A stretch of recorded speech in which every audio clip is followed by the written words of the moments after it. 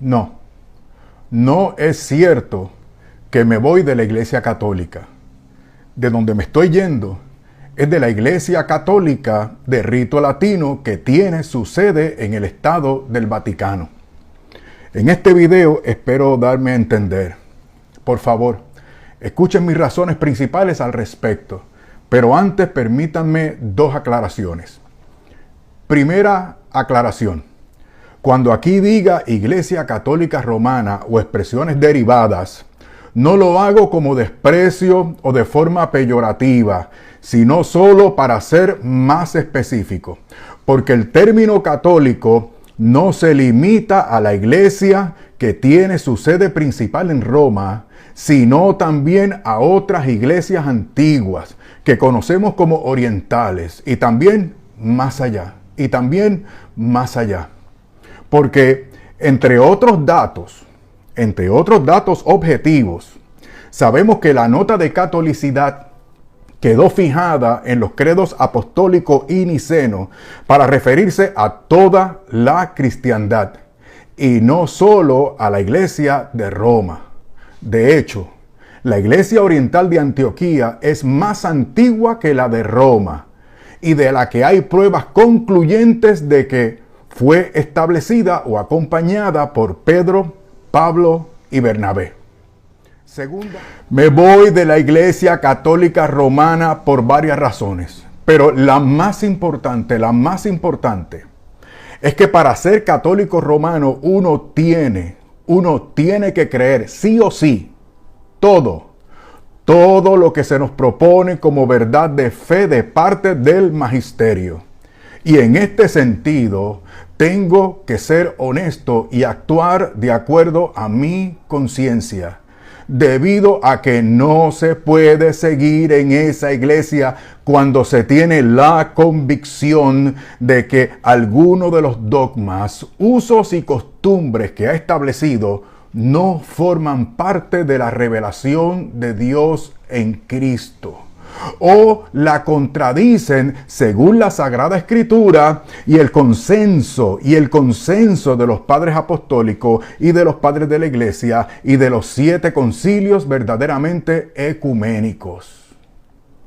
Me tengo que ir, porque para mí es un riesgo espiritual y un suicidio intelectual creer todo lo que la Iglesia ha establecido y enseñado en detrimento de la unidad de la Iglesia de Cristo, mediante la imposición de su poder temporal por sobre las demás iglesias católicas de Oriente y la neutralización de sus disidentes internos en Occidente.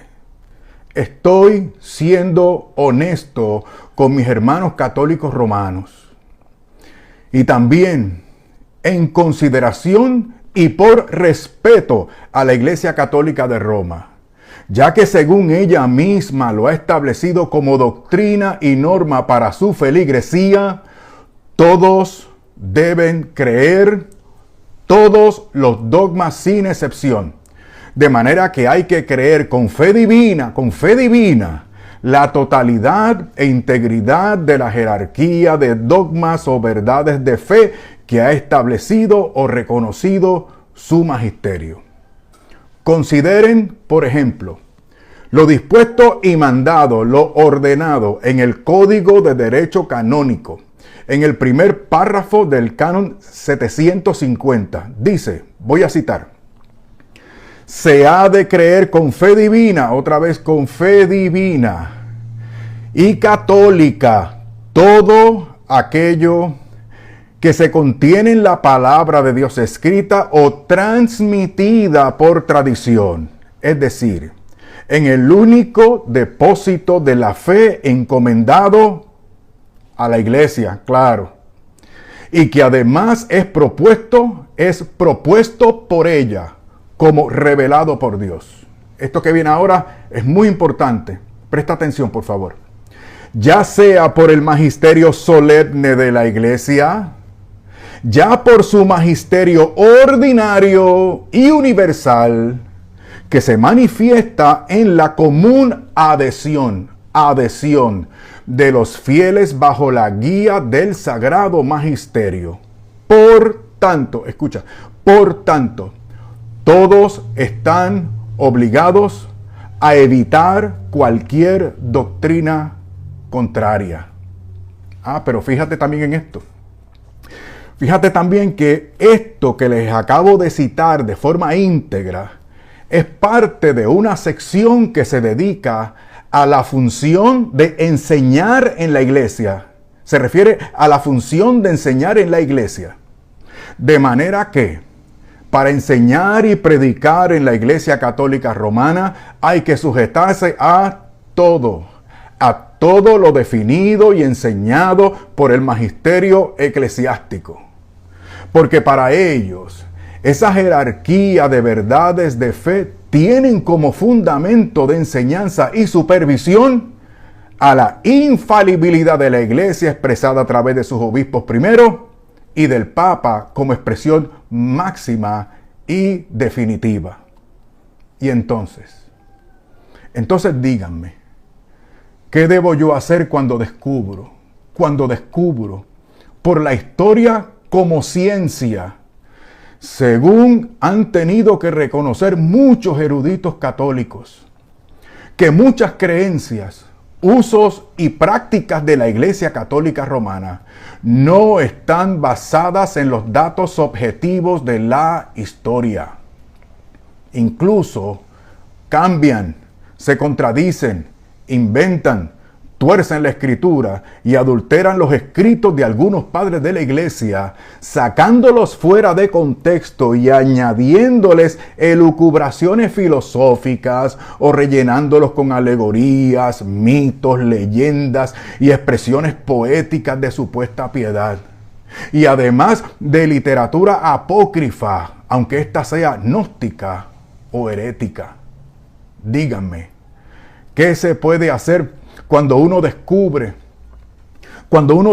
que toda esa manipulación de fuentes tiene como propósito el establecimiento y desarrollo del papado monárquico y jurisdiccional del mandamás, que termina por contradecir el papado de honor o consultoría del que gozaba sanamente el obispo de Roma, según podemos comprobar entre los siglos II al IV.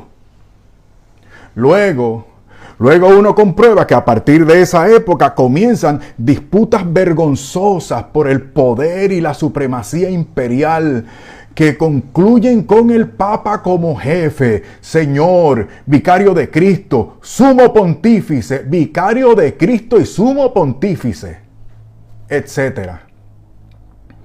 Me he dado cuenta de que ese papado monárquico y jurisdiccional no tiene nada, repito, ese papado monárquico y jurisdiccional no tiene nada que ver con San Pedro y su identidad y posición en la iglesia primitiva.